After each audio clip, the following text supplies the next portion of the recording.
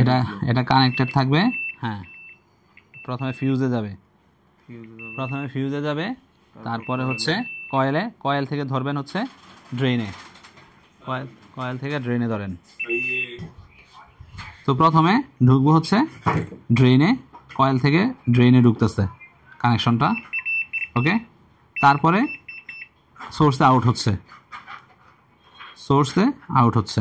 হ্যাঁ, সোর্সে থেকে এই সেকেন্ড মসফেটের সোর্সে আউট হচ্ছে, ধরেন বুঝছে না? সোর্সে আউট হচ্ছে, এবং সেকেন্ড মসফেটের আউটপুট থেকে সিএলআর এর কানেকশন। কিবোর্ড আছে ওদিকে? হ্যাঁ, ধরা হয় না, পায় না, মাথা বোথা তো এই জন্য পাচ্ছে না। কিবোর্ড মানে এমনি সেটাই ল্যাপটপে দেন, আর কোনো সমস্যা কোনো নাই তো নাকি?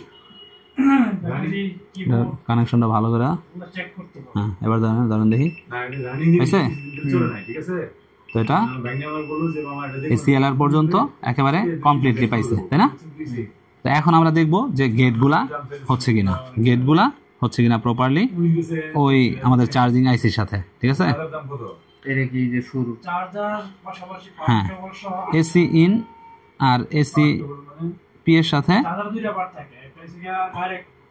ইয়া পাইব না, এখানে ধরতে হবে, এটা লালটা দিয়া এই কানেকশন, এটা দিয়া ঢোকাইতে হবে, এটা এখানে ঢোকান। আর ওটা দিয়া, হ্যাঁ, 1 নাম্বার পিনে আর 2 নাম্বার পিনে এটা ঢুকছে। আস্তে সাবধানে, ঠিক আছে, পাইছে? হ্যাঁ, 2 নাম্বারে আছে, 1 নাম্বারে আছে। তাহলে এটা এসিপি আর এসিপি আর এসিএন, ঠিক আছে।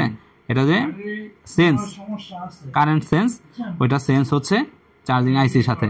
দেন হচ্ছে আমাদের গেট হচ্ছে এখান থেকে। তাহলে প্রপারলি গেট হচ্ছে কিনা সেটা গেটে ধইরা এখন দেখেন, গেট হইতেছে ইয়ার সাথে, যে 2টা রেজিস্টর পার হয়ে গেছে, দেখেন হয়েছে, 2টা রেজিস্টর পার হইয়া, হ্যাঁ, 2টা রেজিস্টর পার হইয়া গেছে। তো এইভাবে আমরা কয়েকটা মাদারবোর্ড যদি ভোল্টেজ ট্রেসিং করতে পারি, ঠিক আছে, তাহলে আমাদের এই প্রবলেমগুলো সলভ হবে। তারপরে আমরা আমাদের যে চার্জিং আইসি আছে, এই চার্জিং আইসির কি রিকোয়ারমেন্ট সেটাও আমরা গতকালকের ক্লাসে দেখছি। কয়েকটা আইসি দেখছি, কি আইসি দেখছি, বিকিউ আইসি দেখছি, ওজেড আইসি দেখছি, তারপরে হচ্ছে ম্যাক্সিম দেখি নাই, আর কোনটা দেখছি, আইএসএল 9538 দেখছি, ঠিক আছে। এগুলা রিকোয়ারমেন্ট দেখছি। তো আমরা এখন এই আইসির রিকোয়ারমেন্টগুলো দেখব, ঠিক আছে, যে একটা এই